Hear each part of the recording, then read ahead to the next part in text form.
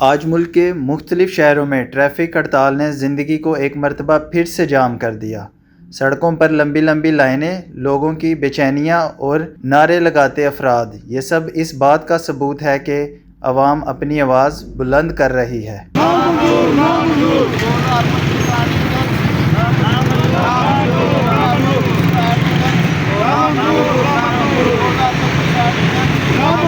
اس ہڑتال نے یہ واضح کر دیا کہ عوام کو مسائل کو نظر انداز کرنا ممکن نہیں۔ آج کی یہ ہماری ہڑتال ٹریفک آرڈیننس 2025 کے خلاف ہے۔ جو یہ آرڈیننس آیا باری جرمانے، چلان، ایف آئی آر ہمارے ڈرائیوروں کے اوپر، اس کے خلاف ہے۔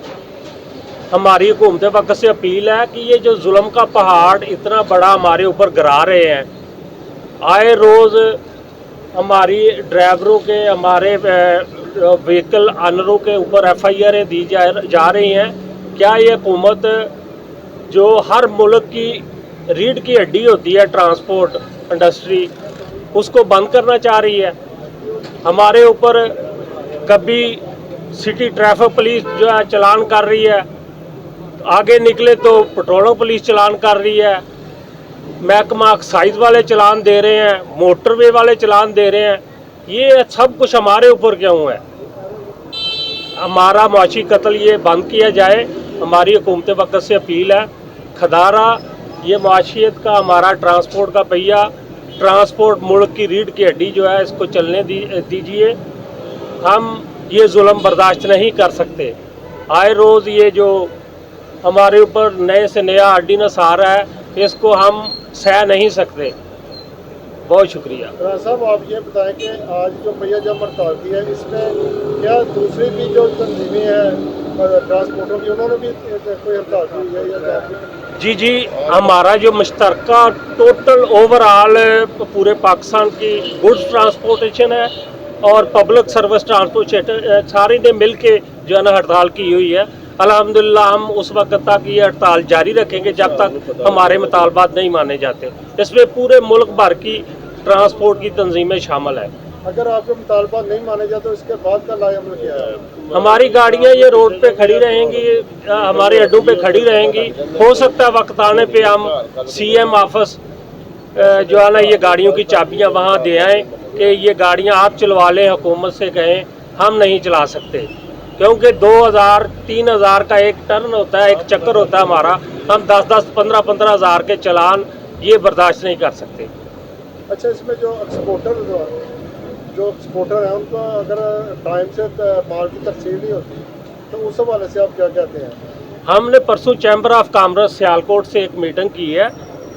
تمام ایکسپورٹرز کو ہم نے واضح کہا کہ اگر یہ ظلم ہمارے ساتھ چلتا رہا تو ہم آپ کا ایکسپورٹ کارگو جو ہے نا اس کی ترسیل سی پورٹ سے ایئرپورٹ تک نہیں پہنچا سکتے، کیونکہ ہمیں جو معاوضہ مل رہا ہے ٹرانسپورٹیشن کا، اس کے 1000 گنا زیادہ جو ہے نا حکومت نے ہمارے اوپر چلان، یہ باری جرمانے، ایف آئی آر ہمارے اوپر مسلط کر دی ہیں۔ لہٰذا ہم معذرت خواہ ہیں کہ ہم آپ کا کارگو جو ہے نا پورٹوں تک نہیں پہنچا سکتے۔ بسم اللہ الرحمن الرحیم۔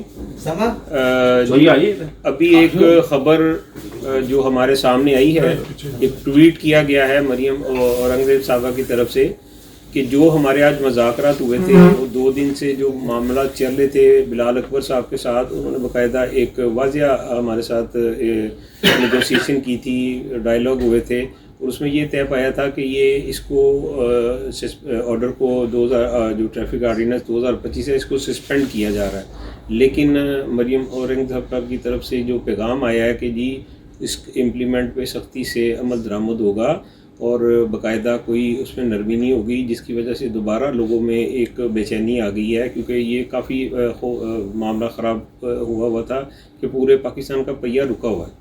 اور لیکن ہماری 2 دن کی آپس کی کوارڈینیشن اور کافی کاوشوں کے بعد ایک فیصلہ ہوا ہے۔ میں نہیں سمجھتا کہ اس پہ کچھ اس طرح کے ریمارکس آنے چاہیے تھے، تو میری گزارش ہے کہ اس کے اوپر بلال اکبر صاحب جو ایڈیشنل آئی جی صاحب ہیں، وقاص نذیر صاحب، وہ اس کو دیکھیں، اور جو ذمہ داران بیٹھے تھے کہ انہوں نے کس بہا پہ ہمارے ساتھ یہ ڈائیلاگ کیے ہیں، کیونکہ دیکھیں ہم بھی چاہتے ہیں کہ ملک کا سسٹم چلنا چاہیے، کاروبار چلنے چاہیے. ہم تو 1 گھنٹے کے لیے اپنا کاروبار بند نہیں کر سکتے.